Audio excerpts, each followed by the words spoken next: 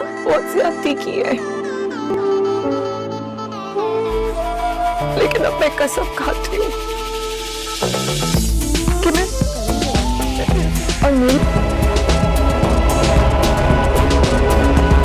एक बात मैं आपको बता दूं, तो इसका मतलब ये है कि हम दोस्तों, उमेर बड़े ही गुस्से से जायरा के पास आकर कहता है कि मैंने कभी सोचा भी नहीं था कि तुम इस तरह से मेरे सामने आ जाओगी। आखिरी बार तुम्हें समझा रहा हूँ कि तुम इस कंपनी में काम नहीं कर सकती। जिस पर जायरा कहती है कि उमेर, मैंने कभी सोचा भी नहीं था कि तुम मुझे इस तरह बीच रास्ते में छोड़ दोगे।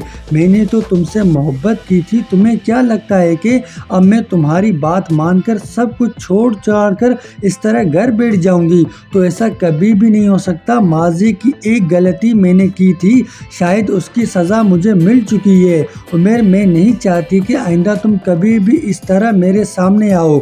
उमेर कहता है कि जायरा, तुम समझ क्यों नहीं आती? तुम ऐसा नहीं कर सकती, तुम्हें मेरी बात माननी होगी। तुम अच्छी तरह जानती हो कि इस कंपनी की वजह से हमें पहले भी कितना नुकसान हो चुका है।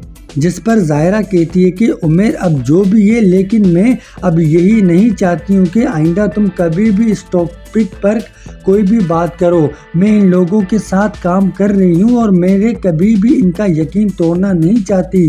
जिन लोगों ने मेरे लिए इतना सब कुछ किया और अगर मेरे भरोसे पर सब कुछ छोड़ दिया, तो मैं अब ये सब कुछ ख़त्म नहीं करना चाहती। उमेर, आइंदा अगर तुमने ऐसी वैसी बात भी की तो बहुत बुरा होगा। उमेर कहता है कि जायरा, तुम्हें क्या लगता है कि ये इतना आसान है? मैं तुम्हें इतनी आसानी से तुम्हें छोड़ दूंगा? तो ऐसा कभी भी नहीं हो सकता। जायरा कहती है कि तुम जैसे इंसान के साथ अब मैं खुद भी किसी किस्म का कोई भी ताल्लुक नहीं रखना चाहती। मैं कभी भी नहीं चाहती कि आइंदा तुम मेरे सामने भी कभी आओ। मेरे दोस्तों, ये सब कुछ आप नए आने वाले एपिसोड में देखने जा रहे हैं, तो करें लाइक और साथ ही सब्सक्राइब। तो मिलते हैं अगली एक शानदार वीडियो के साथ।